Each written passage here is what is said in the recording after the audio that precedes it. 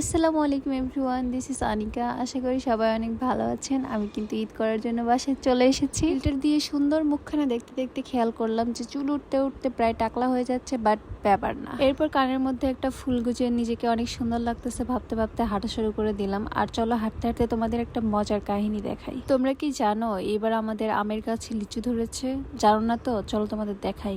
ব্যাপারটা কিন্তু সত্যি, আসলেই হয় আমের গাছে লিচু ধরেছে, নয়তো প্রত্যেকটা গাছ একসাথে প্ল্যানিং করে এবার ফল দিয়েছে। ওই দেখো, এবার আমাদের গাছে এইভাবে লিচু ধরেছে, সরি লিচু না, আম ধরেছে। আর এমন না যে শুধু একটা গাছে এভাবে আম ধরছে, প্রত্যেকটা গাছে আমাদের এবার এইভাবে আম ধরছে। ওই দেখো, কিন্তু মজার ব্যাপার হচ্ছে এবার আমাদের লিচু গাছে একদমই লিচু ধরে নাই, হাতে গোনা কয়েকটা মাত্র লিচু ধরেছে। আর এইদিকে আমের গাছে পুরা ঝুপিতে ঝুপিতে আম ধরছে। মাশাল্লাহ কি সুন্দর, আমার তো ভালোই লাগতেছিল, মনে হচ্ছে আমের গাছে লিচু ধরে আছে।